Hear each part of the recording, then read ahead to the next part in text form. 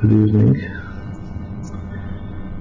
This evening we'll discuss the significance of the number 248. That's the topic.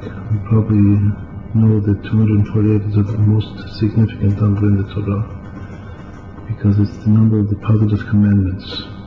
In total there are 630 commandments, of which 248 are do's, the positive commandments, what to do, and 365 are what not to do, the prohibitions, sometimes referred to as the negative commandments. Now, the sages teach us that the positive commandments correspond also one-to-one to the limbs of the body, of the human body.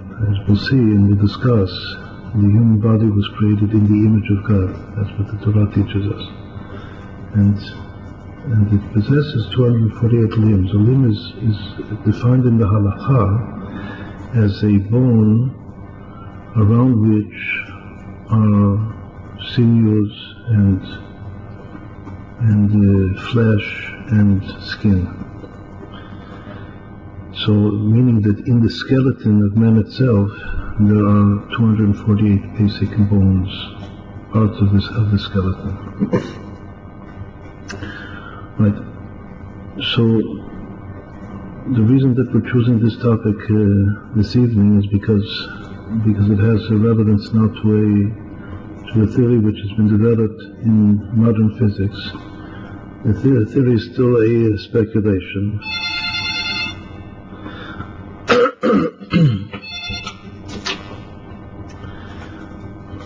The theory is a speculation. It's still very controversial, but most of the more sophisticated scientists are not ready to even listen too much to this hypothesis. But nonetheless, it is a very serious scientist has proposed it, and there are other serious scientists that see in it a good possible direction for research in the future, especially in the coming year when the CERN accelerator will begin to operate, and this theory can be tested.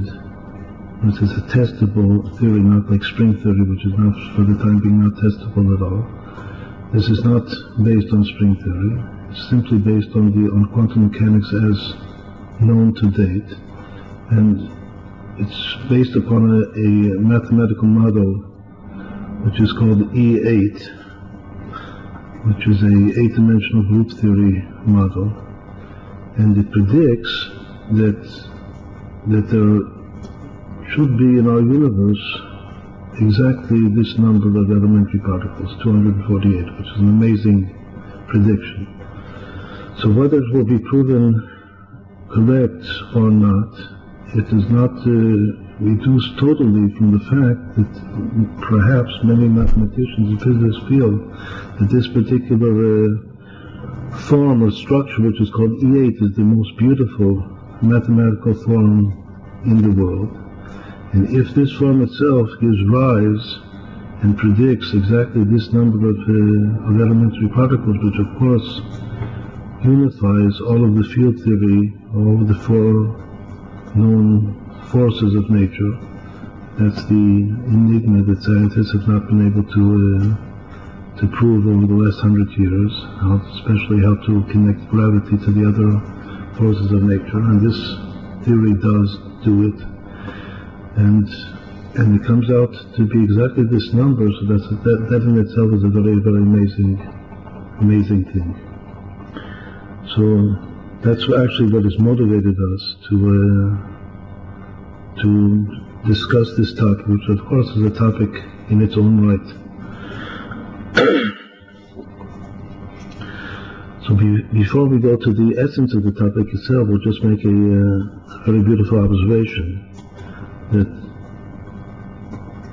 in past years, long before this theory was pronounced, so we ourselves thought that perhaps the number of elementary particles should be exactly this number of 248, which is which is the number of limbs in the human body and the number of positive commandments in the Torah, based on a hashkacha pratit, that in modern Hebrew, the word for an elementary particle is chelkik. It's a grammatical form of the word chelik, that chelik means a part, or a particle. And to make it even smaller, grammatically in Hebrew, to make that chelik an even smaller chelik, so an additional yud and kuf, which is the final letter of chelik itself, is added and becomes chelkik, which means it's just a little part or particle. And that's the word that is used now in Hebrew universally for an elementary particle, chelkik. And amazingly, the numerical value, the gematria of this word chelkik, is no more and no less, exactly 248. So the fact that an elementary particle, the word for it that has been chosen by Hashkacha Pratit, clearly the Va'adat HaLashon, that means the committee of the Hebrew language here in Israel that chooses words for new concepts, did not calculate the gematria of the word before they chose the word, and certainly had no inkling whatsoever that that number has anything to do with elementary particles. So this is just straight from Hashem, which is Hashkacha Pratit, that the word that was chosen equals exactly 248. In modern Hebrew, chelkik is not just used in for elementary particles in physics. It's also popularly used for any very, very small entity or unit. Chelkik means a very, very small part of something. For instance, one of the most common usages of this word chelkik in modern Hebrew is chelkik shniya, which is like an eye wink, a little part, an infinitesimal part of a second. The word shniya is also a modern Hebrew word, the word that's used for a second of time. Most interestingly, in the traditional rabbinic literature, a small part of time is called a chelik, which is exactly the word chelkik, the root of the word chelkik, chelik, a part. But a chelik, there are 18 such parts in a minute, meaning that a chelik is actually 3 1/3 seconds, what we now call a second. A second is 1/60th of a minute. There's a lesser portion or unit of time that's used in rabbinic literature, which is called a rega, just an instant, a moment, which is in halakha defined as 1/76th of a chelik, which is approximately 1/23rd or 1/24th of what we call a second. Nonetheless, universally, the smallest unit of time is a second that is used in popular language and corresponds to our experience of time. So once more, the phrase, a very, very important idiom, is to say chelkik shniya, a very, very little particle of a second, which could be an infinitesimal moment. It could be like the rega that we said before, just like an eye wink. It could be even less than that. So why am I making a big point of this idiom? Because the word shniya, again, these are two modern words. Chelkik for small particle, and shniya for a second. The word chelkik, its gematria, its numerical value is 248. And the word shniya, shinun yud hey, its gematria is 365. This is very, very amazing. 365, as we mentioned before, is the exact number of the prohibitions of the Torah, the negative commandments. So if we have this idiom, chelkik shniya, we have exactly 248 plus 365, which equals the total of 613, corresponding to the total 613 commandments. of the Torah. Meaning that they're all encapsulated in one instant of a second. All of the 613. In quantum physics, so time is also, according to certain theories, is also quantized. Meaning that there is a quantum value of a second of time, which would then be referred to in Hebrew as chalkik shniya. And time, in a certain way, is even more primary or basic than space and matter.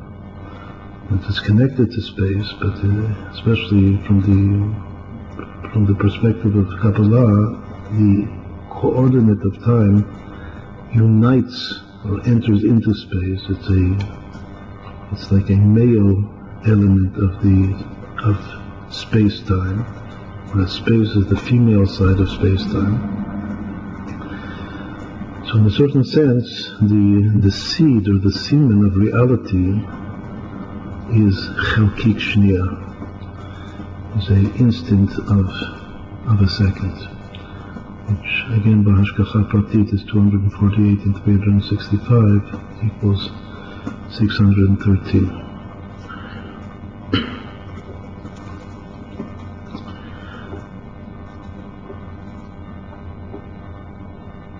Right now we'll continue to explain. This was just an observation of a hashgacha pratit, of divine providence, of a word that was chosen in modern Hebrew and the implications of its numerical value.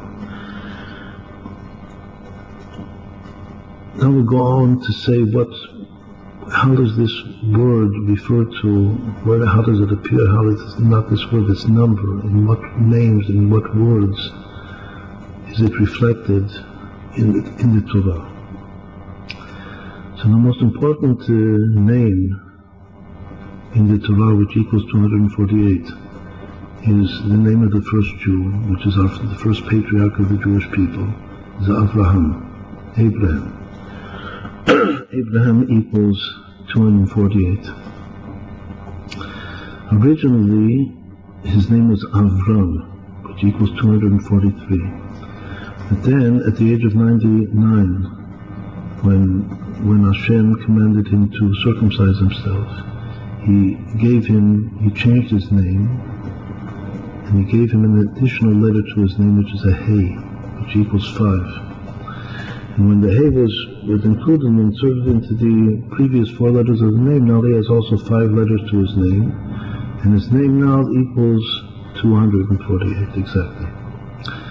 So why did he begin with 243 and then Hashem gave him another 5 to become 248? So the sages say that first he had control. In the service of Hashem, he had control of 243 of his 248 limbs. And when Hashem commanded him to circumcise himself, Hashem gave him control of the remaining 5 limbs. That in this particular quotation of Chazal, the limbs are not the bones of the skeleton necessarily, but the 5 additional limbs were the 2 eyes and the 2 ears and the limb of the circumcision itself, which are normally experience which can be non-voluntary.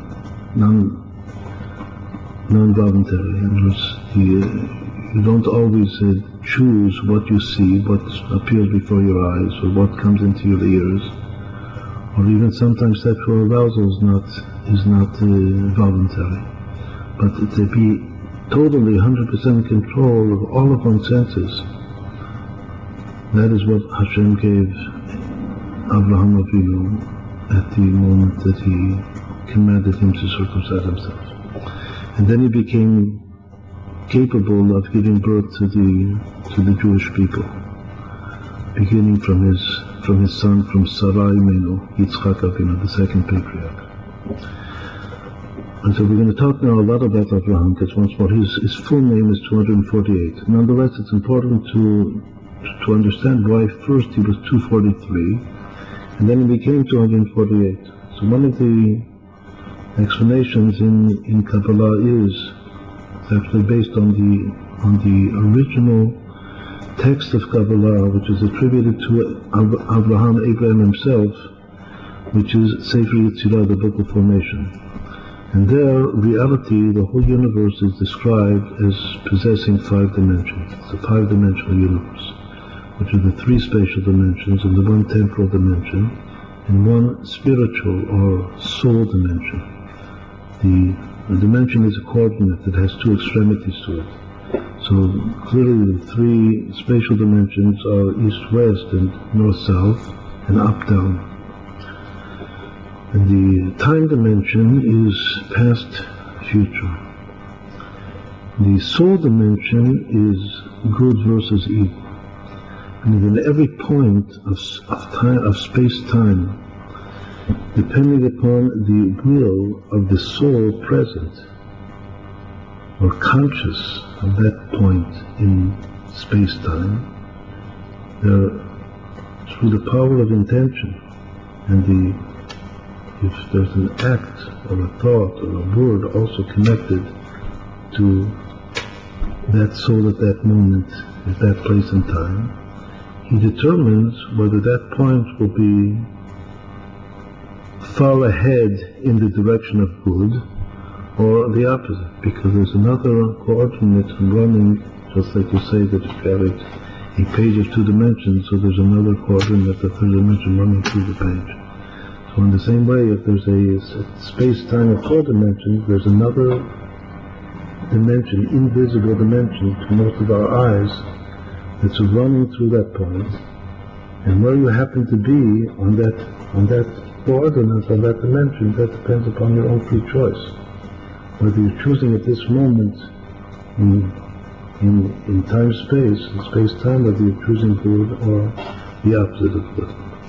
So once more, according to Sefer Yetzirah, there are 5 dimensions. Science knows there's 4 dimensions. And it's not just science, but all of our human experience is based upon a 4-dimensional reality. Just science has now put them together. It's one space-time. And Abraham Avinu has taught us, the first Jew, that we should know there's another dimension, there are 5 dimensions, which science has not yet recognized.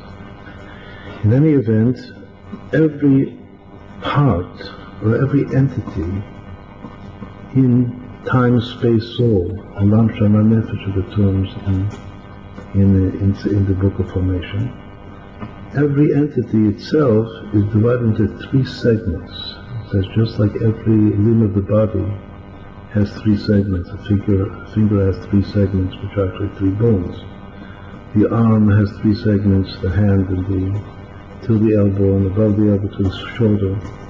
And to describe that Hashem creates things in 3 segments. The Klal Gadol, a very, very great principle, is taught in the Torah and Kabbalah. We see it visibly in our world, especially in the human body. The human body is called a small universe. The universe is called a great man as well, described in the continuation. 3 to the 5th. 3 times 3 times 3 times 3 times 3 is 243. So originally, Abraham Avinu was 3 to the 5th, which is 243. Then, at that moment in time, when he was 99 years old, and Hashem appeared to him and commanded him to circumcise himself, he gave him the totality, it's called the Klalut, the Kolel, of all of the 5 dimensions of reality. In addition to the 3 to the 5th, which is the 243, the essence of the 5 dimensions was given to him and added to him, and then he became 248. Meaning that if we relate this to what the sages say, that he was given control, perfect and consummate control over the eyes and the ears and and his procreative organ. So it means that in a certain way those 5 also correspond in general to the 5 dimensions of reality. Clearly the soul dimension, which is the good versus evil dimension, that would correspond to the procreative organ, which either conveys positive energy, goodness, or the opposite. Now Avraham too, now he's 248. Scientifically, this number 248 actually should relate to the number 8, because it's coming out of a construction, a mathematically beautiful construction, space which is 8 dimensions, not just 5 dimensions. So how do we see 8 reflected in Abraham, in this number 248? So the very simplest thing is that the 248 is a multiple of 8. When Abraham Avinu was circumcised, we go back to the story, the whole secret of circumcision had to do with the number 8, not with the number 5. Because circumcision, he was commanded, takes place on the 8th day from birth. So it all has to do with 8, which is one more than the consummation of our experience of this cycle of time, which is based upon 7. And it transcends. 8 is a number that, like infinity, transcends the 7. And a child is to be circumcised on the 8th day, and even the sages teach us there's something about circumcision which transcends even Shabbat, which is the consummate 7 of nature. So Abraham is a multiple of 8. It's 8 times 31. His son that was born because of the virtue of his Brit Milah, his Yitzchak, is also a multiple of 8. It's 8 times 26. 31 and 26 are 2 names of Hashem. 31 is Kel, Aleph Lamed, and 26 is the Tetragrammaton, the essential name of Hashem. So the father who is given the mitzvah of circumcision, he is 8 times 31, 8 times Kel. Kel actually relates to his spiritual character, because Kel is the divine name in Kabbalah that relates to loving kindness, to Chesed. As the verse says, Chesed Kel Kol Hayom, the loving kindness of Hashem is all day long, means continuous, that Hashem is continually recreating the world through the means, through the channel of the Sphira, the divine emanation and power of loving kindness. And that everything that we see, the whole world, the whole universe, is just a manifestation of Hashem's loving kindness. And that's why we go on to explain, Hashem, it actually says in Kabbalah that Hashem creates the world every second, the whole universe, through the channel of the soul root of Abraham himself. So he's 8 times 31. Kel, the name of loving kindness. His son, that was once more, was born in virtue, and he was the first Jew to be circumcised on the 8th day. Yitzchak, so he's also a multiple of 8. He's 208, actually he's 40 less than his father, who was 248. But 40 is a multiple of 8. 40 is 5 times 8. Meaning that he's 5 less than 31 times 8, which is 26 times 8. And 26 is actually even a more essential name of God, of Hashem, even than Shem Kel. As an attribute, it corresponds to the attribute of compassion, or mercy, which is not identical with loving kindness. Loving kindness and compassion are two different powers. They're definitely related to one another. But Yitzchak is 8 times 26, Shem Havaya, and Abraham is 8 times 31. 26 is not a prime number. It's 2 times 13. 13 is a prime number. But 31 is a prime number. As we're going to see, the whole secret of Abraham derives from, has to do with the number 12. What we're going to come to is that our whole 248 begins from 12. And 31, Shem Kel, 8 times of which equals 248, is the 12th prime number. This can be important for us in the continuation. So again, we now analyze the 248 in 2 different ways. One is that it's 3 to the 5th plus 5. And the second is that it's 8 times 31.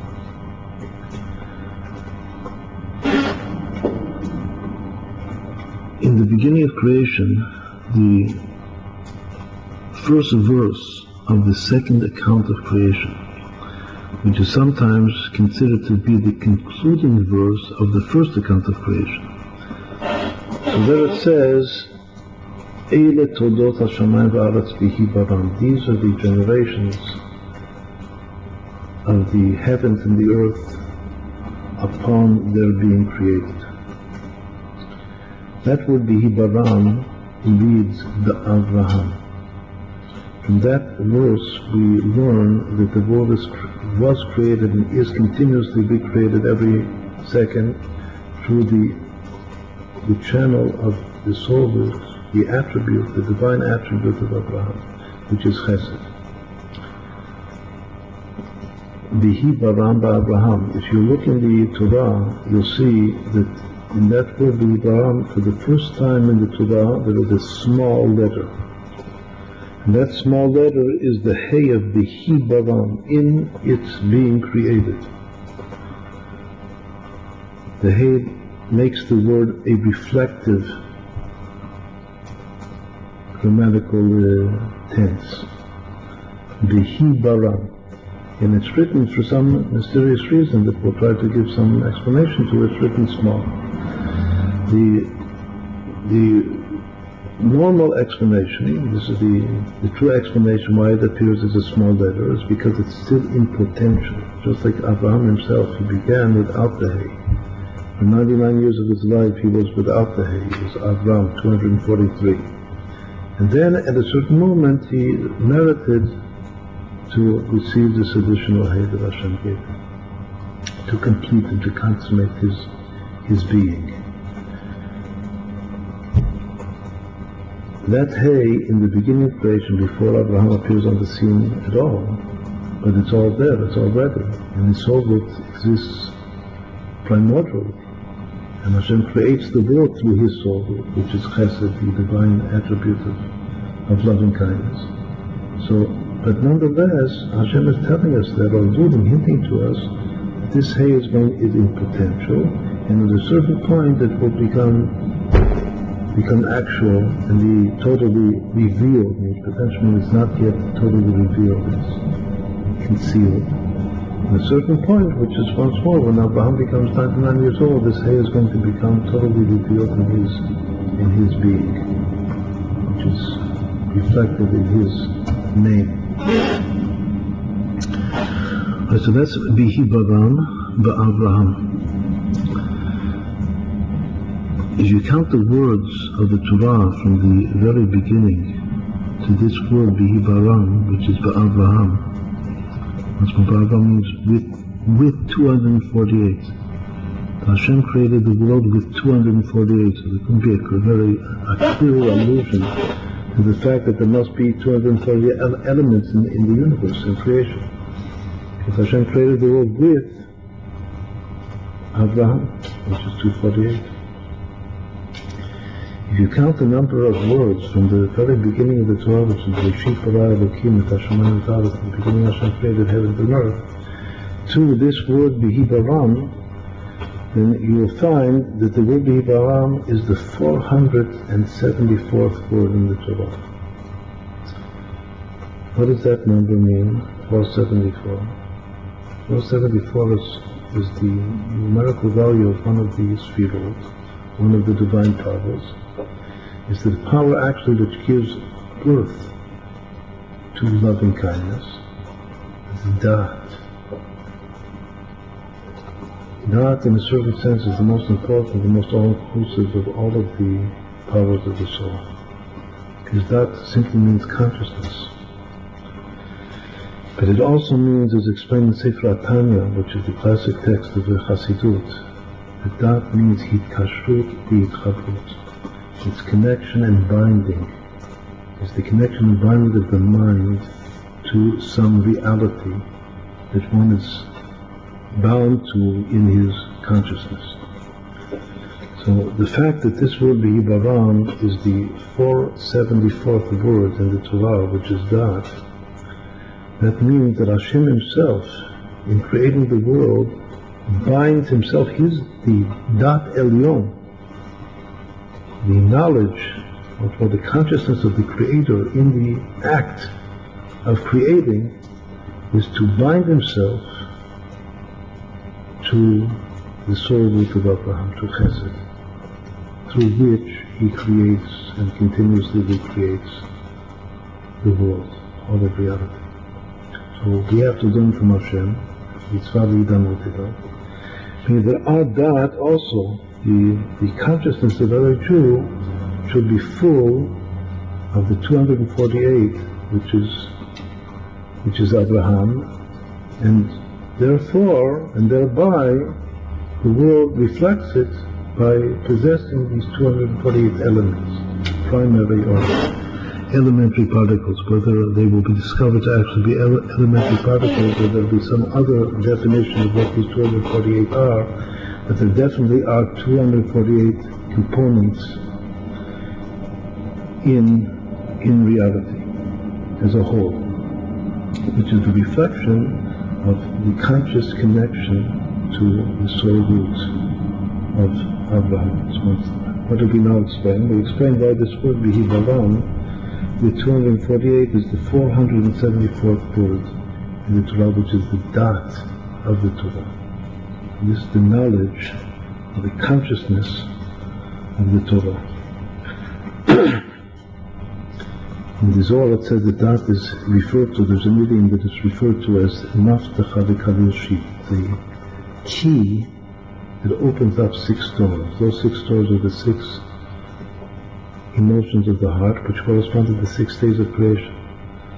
So actually Da'at, or this would be Baram, is that power that opens and reveals all of creation, all that was created in those 6 days. The key to all of it is the consciousness of Chesed, the Da'at of Abraham, of the 248.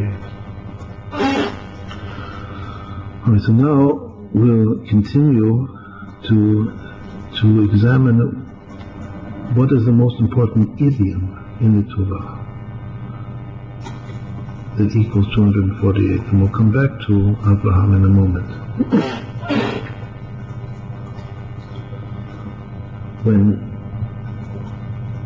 When Hashem created man on the 6th day, so what's unique about man, the Torah says explicitly what makes man different and unique in respect to all of the other creatures.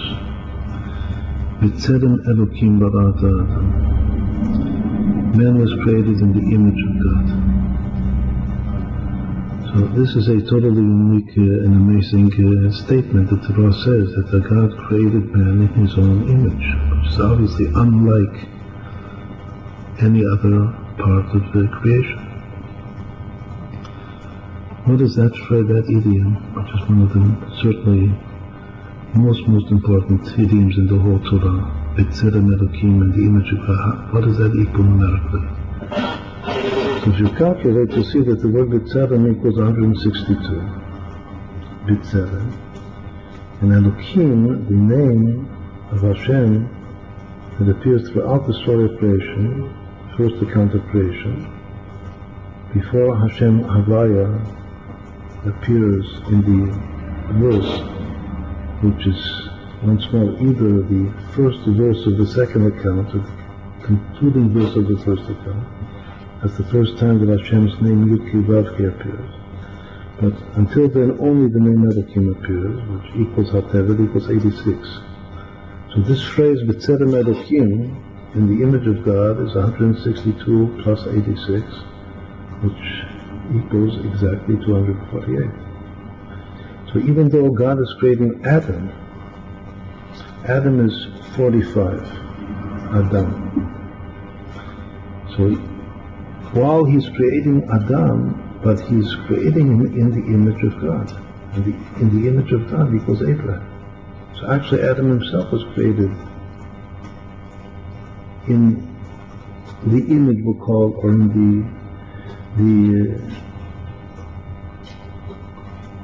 the inspiration of the first Jew, which is Abraham. He was created within this all-encompassing force of 248, which is B'Tzelem Elokim, the image of God. And so the question is, does that phrase appear more than once in the whole Torah, B'Tzelem Elokim? So the answer is that it appears twice, exactly twice, no more, no less. It appears once in the sixth day of creation, the first account of creation, that it says, "Vayivra Elokim et Adam etzamo," that Hashem created man in His image. B'Tzelem Elokim bara oto. This is the time it appears. B'Tzelem Elokim, in the image of God He created him. Zachar u'nekeva bara otam. Male and female He created them. Together they're referred to as Adam. And He created them B'Tzelem Elokim. But then there's one more time in the whole Bible, in the whole Tanakh, that this phrase B'Tzelem Elokim appears, and it's in the next Torah reading. It's in Parashat Noach, the second Torah reading. After the flood, and after Hashem tells Noach to leave that you can already go out of the ark, and is actually commanded to exit from the ark and to renew his life on earth and to procreate once more. And then Hashem goes on to talk about the responsibility of man to man. And there's a very important, maybe the most important verse there is the verse that prohibits murder. And it says, "Shofech dam ha'adam ba'adam damo yishafech." If a person spills the blood of man in the presence of man, meaning with witnesses, then it's a capital crime, and his blood is to be shed as well. And then, in order to justify that decision, that pronouncement of Shofech Adam ha'adam ba'adam damo yishafech, so it says, Ki b'Tzelem Elokim asa et ha'adam, that God created man in His image, and therefore murder is a death penalty, a capital punishment.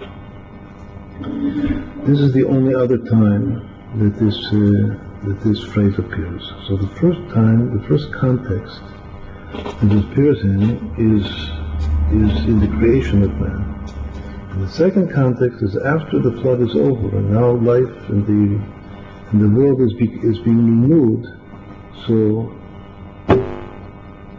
God states the prohibition to kill man and pronounces that it is capital punishment and justifies that sentence because man is created in His image.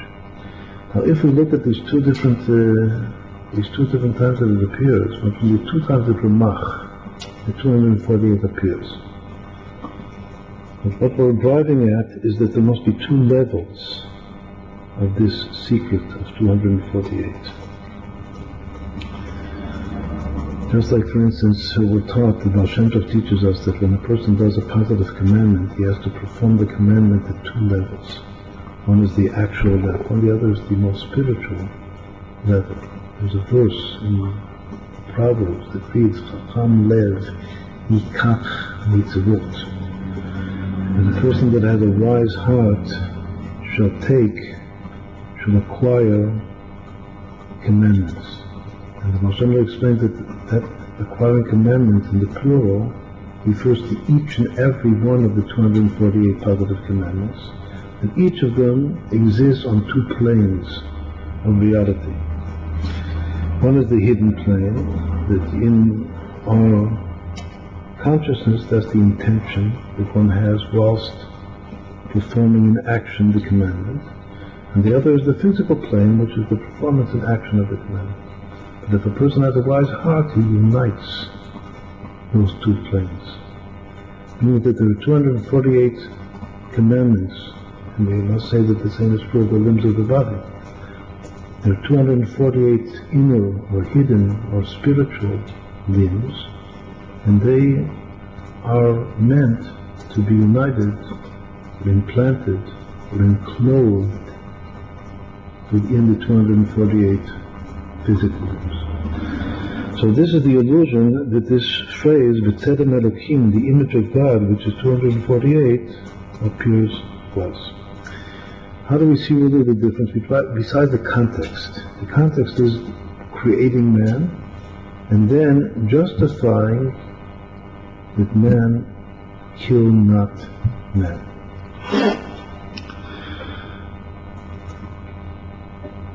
The difference that we see between these two appearances is the verb that is used in God's creation of man. The first verse reads, Ki b'Tzelem Elokim bara. Hashem created man. The word bara in Hebrew is ex nihilo. The Ramban explained at the beginning of the Torah. And to create, that verb, bet resh aleph, is creation ex nihilo, something from nothing. So the verb that's used the first time is bara. B'Tzelem Elokim bara. But the verb that is used the second time is asa, not bara. Asa means to make. These are the two primary words that appear in creation. In Kabbalah we know that there's also an intermediate stage which is called yatzar, formation. But the two words, the primary words that are used exclusively in the first account of creation are either bara or asa, which are actually the two extremes.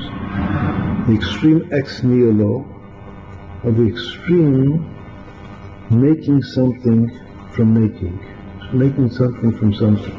Yatzar is also called yesh miyesh, but asa is taking an existent reality and doing it better, improving it. That's called shichlul hayesh. So the two extremes are either creating something from nothing, or taking something and making it as good as possible, better than it was before. That's called asa. Meaning that this concept of B'Tzelem Elokim, which is 248, and also has to do with performing a good act. You're either creating something from nothing, or you're taking an existent reality and making it better.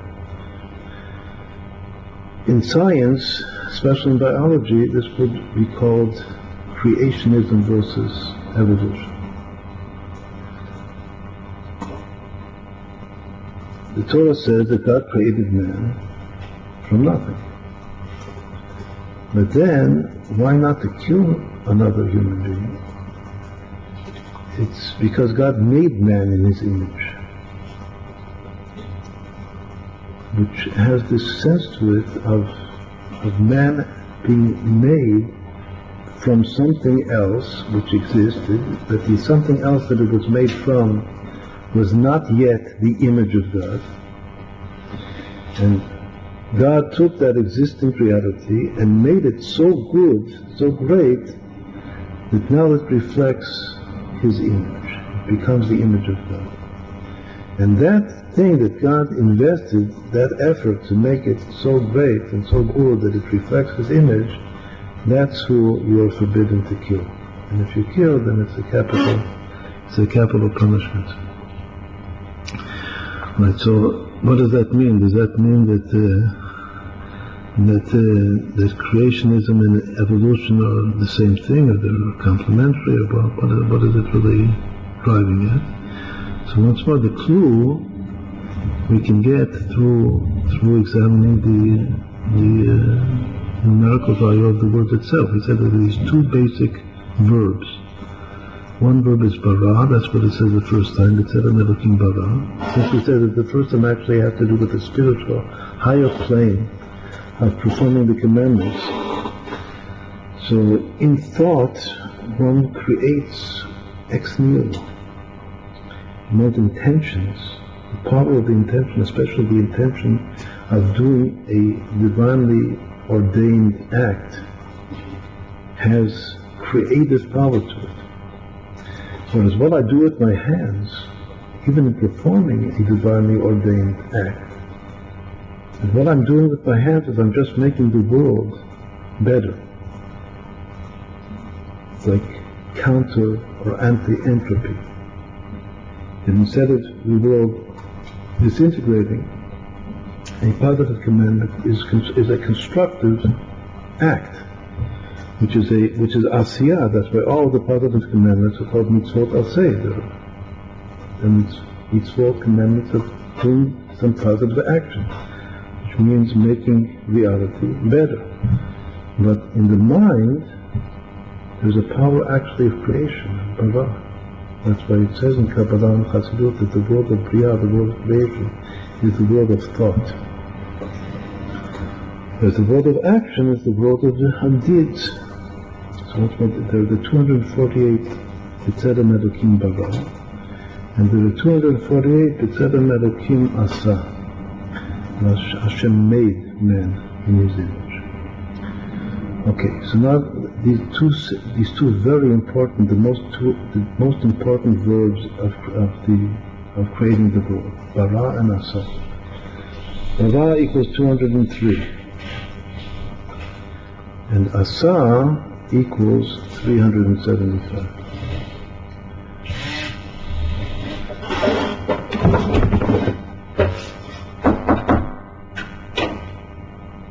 לא בשקט בבקשה.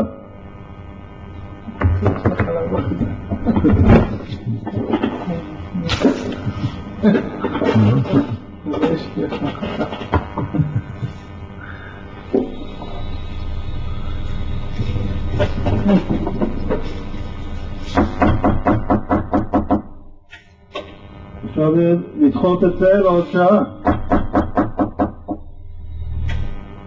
אפשר לדחות בבקשה לעוד שעה. אנחנו מפריטים משהו. בבקשה לדחות את הגז.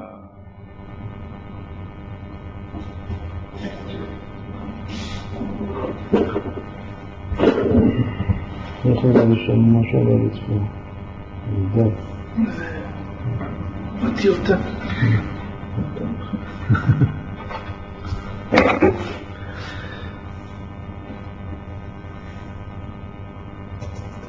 The word verb bara, to create, is 203. The word asa is 375. Together it equals 578. We'll take the average value, which means to divide that number by 2. So the average value of bara asa is 289.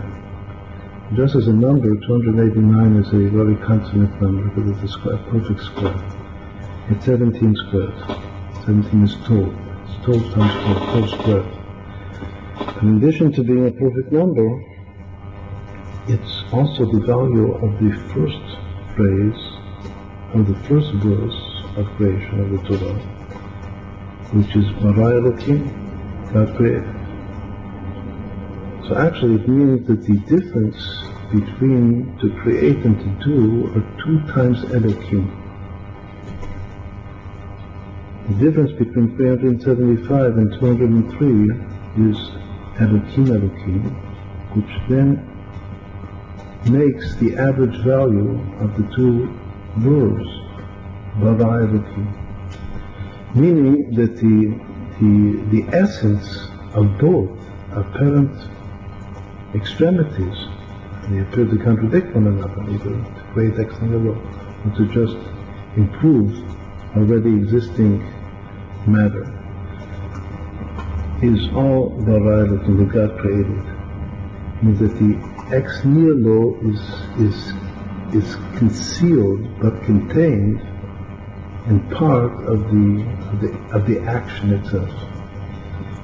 Again, this is a very, very amazing geometry to meditate upon, to contemplate. The average value of bara and asa is itself bara Elokim. Elokim is creating it all. Let's go back to the name Abraham, the first Jew, the first patriarch, whose name equals 248, whose name equals B'Tselem Elokim, in the image of God. So we see that actually the first three letters of his name, when rearranged, is the word bara, to create. Upon being given the additional hey, so the remaining two last letters of his name equal 45. Hey and mem. As 45 is exactly that entity that was created in the image of God, which is Adam. So this is a very, very beautiful, a new observation which we haven't seen before. That Abraham is simply bara Adam, he created man, which is a divine power, the power to create man. For instance, in the Gemara, it says, in the Talmud, it says that there were great sages that were able to use Abraham's book, which is Sefer Yetzirah, and through the means of the esoteric knowledge of Sefer Yetzirah to actually create a human being. The phrase in Sefer Yetzirah, this phrase in the Talmud, in the Gemara, is Rava, Bara, Gavra, which is actually a rhyme. Because Rava is the same letters as Bara, and Gavra also possesses the same three letters. That's a very, very beautiful rhyme of three words. It's Rava, Bara, Gavra. But the author of that book, is that the essence of the power to create, is Abraham himself. So Abraham is actually Bara Adam. That's the power of 248. He was given that hay in order to procreate. His Brit love, and he was given that hay, and then he became 248. So the reason he was given that name was in order to give him the power to procreate. And that's exactly what it means, that he now is able to create another human being. Not just a golem, but a human being with a soul, which is his son, the origin of the Jewish people, Abraham and Yitzchak. Okay, so this is one more insight, that Abraham is bara Adam. All the secret of this number, 248, and the secret of the two concepts. Now, if there are these two dimensions, or two planes of B'Tselem Elokim, that one is B'Tselem Elokim bara, and the second is B'Tselem Elokim asa, so that we should be able to find that in the context of Abraham himself, that Abraham has two dimensions. Is there a verse that indicates that Abraham himself possesses two dimensions to his being? So there is. We know that Abraham went through 10 trials in life. That Hashem tested him to see his sincerity and his faithfulness, his loyalty to HaKadosh Baruch Hu. And the greatest of all the tests was the last, the 10th test, at the age of 137, which is the Akedat Yitzchak. Hashem told him to take his son, Yitzchak, and to offer him up as a sacrifice. If the words are actually read exactly as they're written, so they can be interpreted just to take him up to the mountain as though it's a sacrifice, but not really as a sacrifice. The simple reading, the way that Abraham himself understood it, is that he was intended to sacrifice his son. Just at the end, when Hashem saw that he was 100% faithful, so he said, no, that's not what I meant. I meant just that you take him up, and this was a test, that it was a trial, that you take him up and be ready and willing to give him up to me. But chas v'shalom, God forbid, says God, I never meant for you to actually kill him and sacrifice him. When he is called through the mouth of the angel of God, that in the name of God, of Hashem, he is the first individual in the Torah to be called by repeating his name twice. He's called there at the end of what's for his standing, his success in standing all of the tests, the 10th test of the Akedah, the binding of Yitzchak. He is then called Abraham. When you repeat someone's name twice and calling him, so first of all, it expresses chibah, love and endearment. But there's much deeper meaning to the fact that a name is repeated twice. When the name is repeated twice in the Torah, which is only in very, very rare cases, the first time is Abraham, the second time is Yaakov, the third time is Moshe, and the fourth time is Shmuel. And that's all in the whole Bible, in the whole Tanakh. With the exception of Moshe, all of the other three times, beginning from Abraham, he's the first. There's a line called a psik ta'ama, a punctuational line that divides and separates between the two appearances of the name, which in Kabbalah is the secret of a tzimtzum, some contraction of consciousness between the first appearance of the name and the second appearance of the name. So between these two Abrahams, there's a line that divides between them. When later on Yaakov, before he descends into Egypt, Hashem also calls him Yaakov. There's a line, psik ta'ama with the line. When Shmuel is called by God as a young boy, also Shmuel, there's a line that divides. Only Moshe Rabbeinu, when he's called at the burning bush, Moshe, there's no line that divides. So the way it's explained in Kabbalah and Chassidut, that Moshe, his higher plane of reality and his lower plane of reality are so united and so connected that there's no difference between them, there's virtually no difference between them. But all the others, beginning from Abraham, there is a difference between the higher reality, his own higher reality, and his lower reality. So it's just like the difference between Bara and Asa. Even though deep down, both of them are Bara Elokim, as we saw before. But there is definitely in his human consciousness, here down on earth, he retains his higher consciousness, but it's not exactly the same as what he's doing in the physical world. Because he has these two levels of consciousness, he has them simultaneously, but they're not exactly identical one to the other. So that's Abraham. Now Abraham's name is repeated twice, or the Mach is repeated twice on two different planes, so it equals together Malchut. 2 times 248 is 496. 496 is the value of the last of the 10 Sfirot, divine emanations and lights through which Hashem recreates the world. Abraham has to do with Chesed. But all of the fathers and all the Jewish people, all Jewish souls are involved in rectifying, first of all, constructing and rectifying and revealing God's kingdom on earth. The ultimate vision of all of the prophets is V'haya Hashem l'melech hakol ha'aretz b'yom ha'hu Hashem echad u'shmo echad. On that day, God will be the King of all of reality.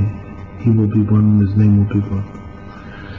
So, two times when you have these two planes of Abraham, there's the two planes of B'tzedem Elokim, Bara, and B'tzedem Elokim Asa. and together it equals Malchut. We said that Abraham is 8 times 31. If you have Abraham, so it's then 16 times 31. But 16 is the middle point of 31. Meaning that Abraham becomes a perfect triangular number of 31, of Shem Kel. But Kel is Chesed. Meaning the Malchut itself, the manifestation, the revelation of Hashem's kingdom on earth, is the perfect or complete manifestation of that very name Kel, which in essence is the name, is the name of loving kindness, the name of Abraham Avinu.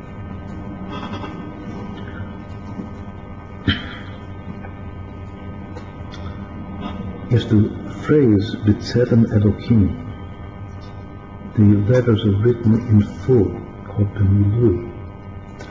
The Bet is written out, its name, Bet Yutaf, and Tzadi, and Lamed, and Mem, and Elokim. So the total value of the phrase, when written in full, is 961.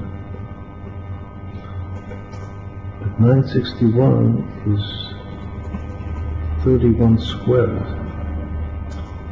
Meaning that the initial phrase, not written in full, just as it appears in the Torah, is 8 times 31, Abraham. But when written in full, it becomes 31 times 31. Meaning that there's another 20 times 31, which is the value just of those hidden letters. They're called the pregnant letters of the meaning. And Abraham was given that additional hay, so Sarah also was given a hay, because first she had a yud in her name. So Hashem took that yud and divided it into 2 hays, because yud is 10 and hay is 5. And he gave one hay to Abraham and the other hay to Sarah. So now we have Abraham and Sarah. And then they gave birth to Yitzchak.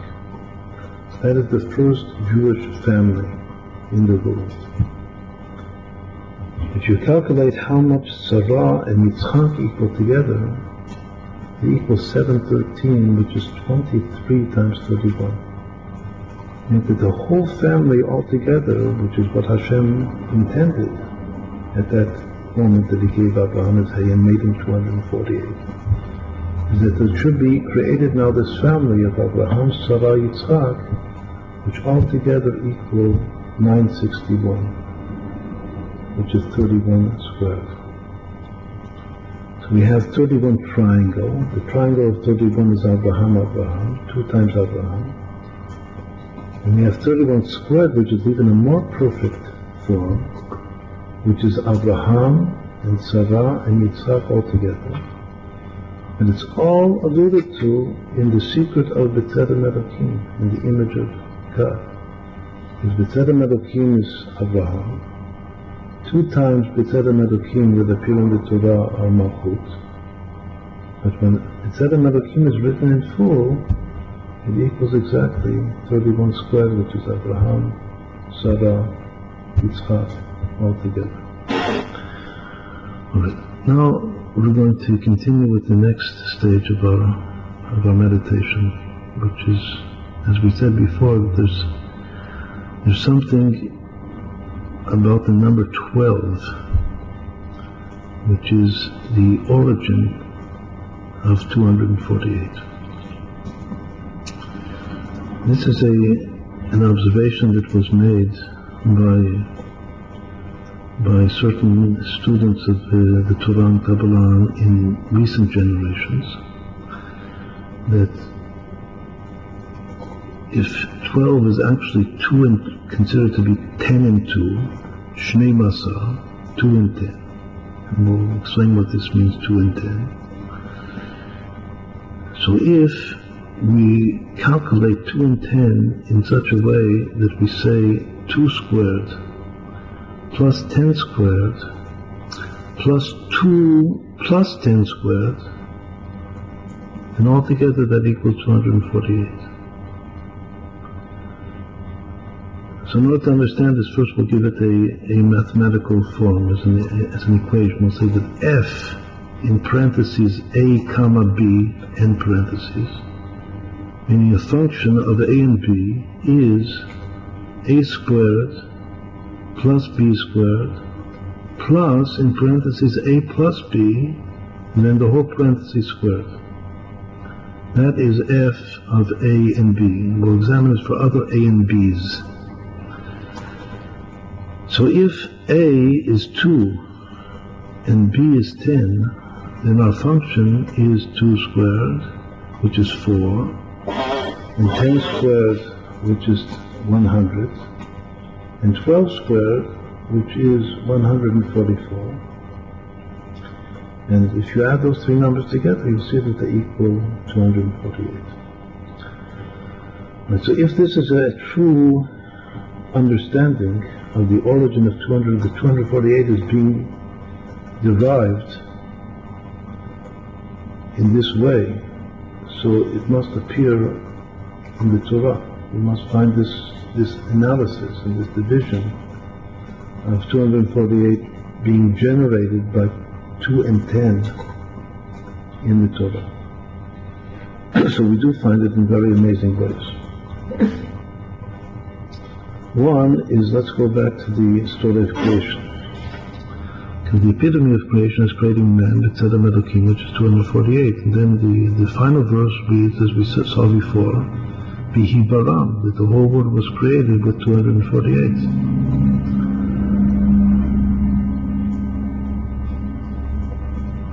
That final verse, which is also the first verse of the second story of creation, comes right after the 3 verses of Shabbat. The 3 verses of Shabbat begin with the word Vayichulu, Vayichulu Hashemayim va'aretz v'chol tzva'am. Before Kiddush on Friday night, we say Vayichulu, those 3 verses. Those 3 verses, if one counts the number of letters in all those 3 verses of Shabbat, there are exactly 144 letters, which is 12 squared. Not only is it 12 squared, but as explained in another place, and we're going to relate to this also in a moment, it's the 12th Fibonacci number. The Fibonacci series is an additive series of 1 plus 1 equals 2, then 1 plus 2 equals 3, and so forth. That its limit is the perfect ratio, which is called the golden ratio, the golden proportion between numbers. The 12th number, the 12th Fibonacci number, just comes out to be 12 squared. Now, there's no other number in the world that will come out in that way. And that number is 144.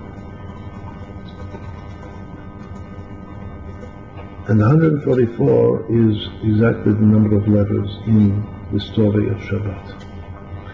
Meaning that those 3 verses of Vayichulu can actually be pictured and written as a square of 12 by 12. The first word of that story, which again that's the way it's referred to, Vayichulu itself, equals 72. Which is 1/2 of 144, which is Chesed. Another indication that the world is being created by Chesed, the spiritual attribute of Hashem.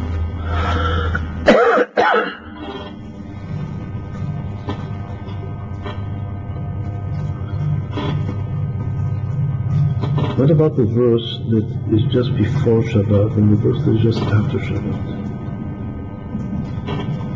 The verse that is just before Shabbat is the last verse of the 6th day of creation. But it's not just part of the story, it's an all-inclusive verse that summarizes all of creation. And it reads, Vayal Elokim et kol asher asa v'hinei tov ma'od, vay'erev vayvoker yom hashishi. God saw all that He created, with all the 6 days of creation all together. Up until that moment, it was only dealing with what was created on the sixth day.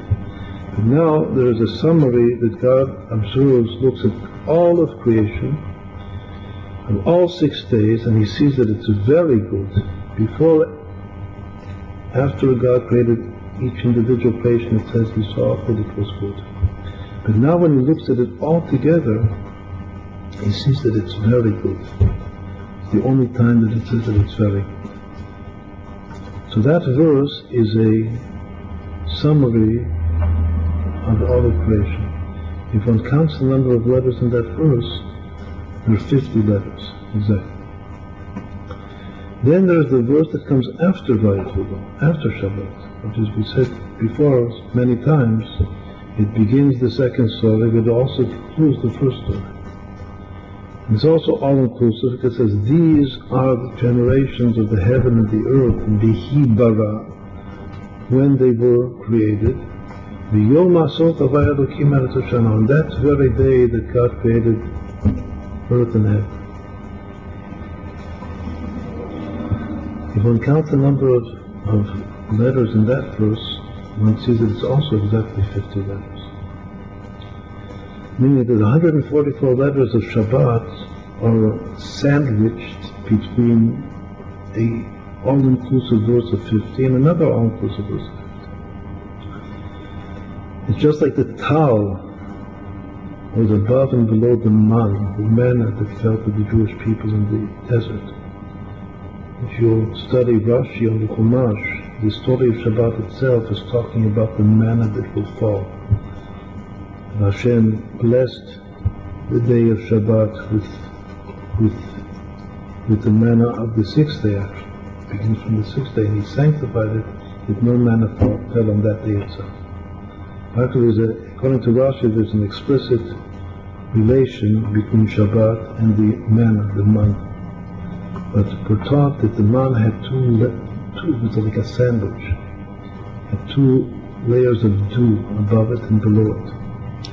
So there's such a phenomenon that's reflected in the Torah itself, that Shabbat is 144 letters, but it has a all-inclusive verse of 50 letters before it, and then another all-inclusive verse of 50 letters after it. 50 and 50 equals 100, which is 10 squared. Until this last verse, after Shabbat, Hashem's 4-letter name does not appear in the Torah. It appears for the first time in that verse. But it was alluded to at the end of the verse before Shabbat, in the beginning of Vayechulo, is something that is reflected in the way that we say Kiddush. Before we begin Vayechulo, we say Yom HaShishi, the 2 last words of the previous verse. Vayechulo HaShamayim, the initial letter spelled Yud Kei Vav. This is the first time in the Torah that even initial letters spell Yud Kei Vav. Meaning that there's this whole unit of the verse before and Shabbat, and then the verse after, is Yud Kei Vav is now beginning to reveal itself. In the verse before and Shabbat, it's not yet fully revealed, it's just alluded to in the initial letters of Yom HaShishi Vayechulo HaShamayim. And then it becomes fully revealed in the verse after Shabbat. Chazal referred to that, to Hashem's essential name Yud Kei Vav as the name of 4 letters. That's why even in English it's called the tetragrammaton, which means 4-letter name. 4 is 2 squared. The 4-letter name as it appears is part of the letters that we said before. But the secret as explained in Kabbalah is that the 4-letter name is hovering above this whole unit of 10 squared and 12 squared. And the 4-letter name, more than all the others, actually also reflects the concept of being squared. Because the 4-letter name begins with just 2 letters, Yud Kei. But it's a phenomenon that the Chazal refer to as 2 that become 4. Because the 2 squares itself. That's the secret of the 4-letter name. So we have the origin of this whole conclusion of creation is that there is a 4, which is 2 squared. over a 100, which is 10 squared. And then containing within itself the essence of Shabbat, which is 12 squared. And as we said before, 2 squared and 10 squared and 12 squared is our function, our F, A, B, when A is 2 and B is 10, which gives us 248. Okay, so this seems to be like getting now to the essence of the secret of this number. So now we have to take it one more stage.